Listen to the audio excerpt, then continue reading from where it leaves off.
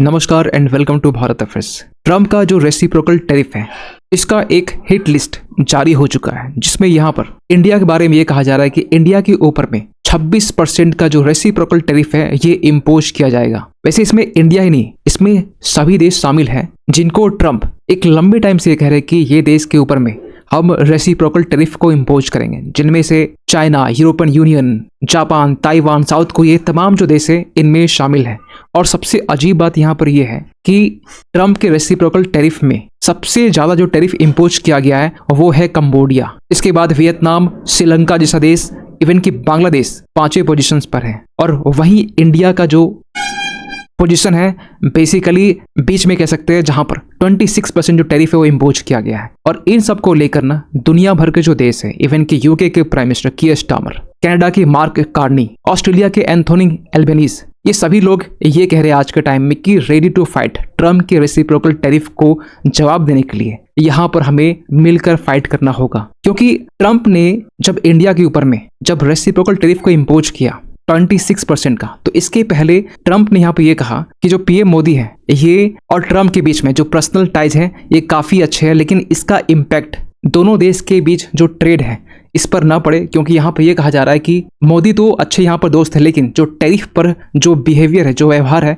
वो ठीक नहीं है। और इसके लिए इंडिया के ऊपर में 26% जो टैरिफ है वो इम्पोज किया गया है। जबकि इसके पहले जब मैक्सिको, कनाडा के ऊपर में 25% जब टैरिफ इम्पोज किया गया था, उसी वक्त इंडिया की तरफ से ऐसे कुछ प्रोडक्ट्स थे, यूएस प्रोडक्ट्स, जिनके ऊपर 150% टैरिफ इम्पोज किए जाते थे इंडिया की तरफ से, उन्हें घटाकर 70% किया गया था। क्योंकि कल से यानी 2 अप्रैल से जो रेसिप्रोकल टैरिफ इम्पोज होने की बात की जा रही थी, इसका इम्पैक्ट इंडिया पर ना पड़े। मतलब कि जो कॉस्ट एक साल में इंडिया को लॉस होता, मतलब $7 बिलियन की, ये ना होता। और इसके लिए यहाँ पर इंडिया ने पहले से जो टैरिफ है यूएस गुड्स एंड प्रोडक्ट्स को लेकर इसे कम कर दिया।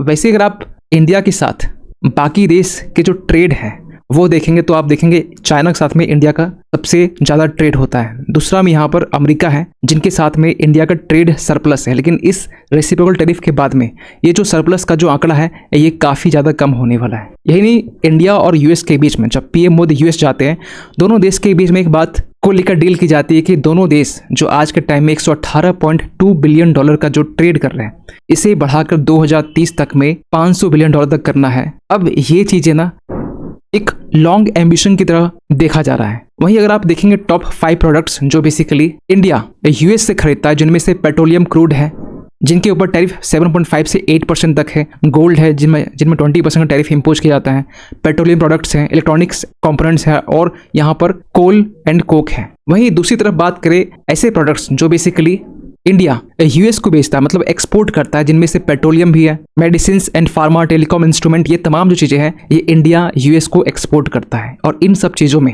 रेसिप्रोकल टैरिफ का जो मार है ये पड़ने वाला है। अगर आप पूरी लिस्ट को देखेंगे ना, इनमें तमाम देश हैं, लेकिन सबसे अजीब बात यहाँ पर यह है कि इस लिस्ट में कहीं भी रसिया का नाम नहीं है।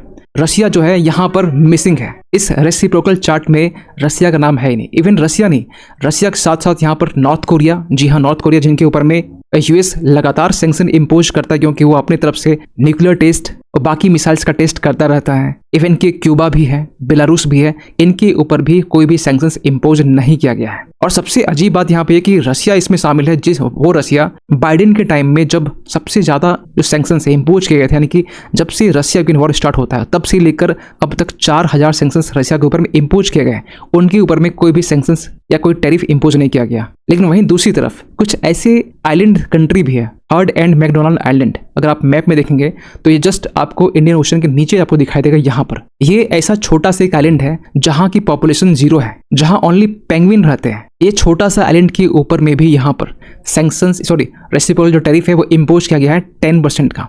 और इसके बाद में ये हिसाब लगाया जा रहा है कि ट्रम्प किस आधार पर, किस बेसिस पर ये जो रेसिप्रोकल टैरिफ का जो चार्ट है ये बनाया है। ये चार्ट को तैयार करने के पीछे कौन सा जो डेटा है इसे लिया गया है, जहां पर कुछ ऐसे देश को यहाँ पर शामिल किया गया जहां पर पॉपुलेशन 0 है, लेकिन टैरिफ इम्पोज कर दिया गया है। यही नहीं, रसिया के अलावा यहाँ पर कनाडा भी है, जिनके ऊपर ये बातें की जा रही थी कि सबसे पहला टैरिफ इम्पोज किया गया है कनाडा के ऊपर में, मैक्सिको के ऊपर में 25%। इन्हें भी इस टैरिफ हिट लिस्ट में से बाहर रखा गया, क्योंकि इनके ऊपर ऑलरेडी 25% का जो टैरिफ है वो इम्पोज कर दिया गया था 2 फरवरी के टाइम में। यानी इस लिस्ट में यहाँ पर अगर आप नीचे देखेंगे देखेंगे तो पाकिस्तान का भी नंबर है, बांग्लादेश भी है। पाकिस्तान जिनके ऊपर में 29% जो टैरिफ है इम्पोज किया गया है। बांग्लादेश देखेंगे तो यहाँ 37% है जिनके ऊपर में यूएस की तरफ से टैरिफ को इम्पोज किया गया। श्रीलंका भी 44% के साथ में। वैसे बांग्लादेश और पाकिस्तान को लेकर जब से ट्रंप आए हैं तब से बांग्लादेश को लेकर एक जो कड़क रवैया है वो देखने को मिला है। इवन पाकिस्तान पर ये बेसिकली ये देखने नहीं मिल रहा था, क्योंकि ट्रंप की तरफ से रिसेंटली थैंक यू बोला गया था जब यहाँ पर एक टेररिस्ट को एक्स्ट्राडाइट करने की बात की जा रही थी तब। लेकिन दोनों देश यहाँ पर ट्रंप के रेसिप्रोकल टैरिफ के हिट लिस्ट में ये दोनों देश भी शामिल हैं। और इन सबको देखकर आज के टाइम में जो पूरी दुनिया है ये कह रहे हैं कि ट्रंप के रेसिप्रोकल टैरिफ से हमें फाइट करना होगा और इसके लिए हम लोग तैयार हैं। क्योंकि चीन से सटा हुआ एक छोटा सा एक आइलैंड, एक डेमोक्रेटिक कंट्री ताइवान, जिसके ऊपर में चाइना हमेशा अग्रेशन दिखाता है, ये भी ट्रंप की इस टैरिफ को ये कह रहा है कि ये एक अनरीजनेबल टैरिफ है जो कि ताइवान के ऊपर में इम्पोज किया गया है। यही नहीं, यहाँ पर ट्रंप के रेसिप्रोकल टैरिफ के अगेंस्ट में चाइना, जापान, साउथ कोरिया ये तीनों देश सामने आ चुके हैं, आपस में कोलैबोरेट हो चुके हैं यूएस टैरिफ से फाइट करने के लिए। आप समझ सकते हैं कि चाइना, जापान यहाँ पर सामने आ चुके हैं, खासकर यूएस के अगेंस्ट में वो जापान जो बेसिकली चाइना से 36 का आंकड़ा होता है, साउथ कोरिया जिसका चाइना से कोई लेना देना नहीं है, वो देश आज के टाइम में यूएस के अगेंस्ट में खड़े हैं। इवन कि चाइना ने यहाँ पर यह भी कहा है इंडिया को देखकर कि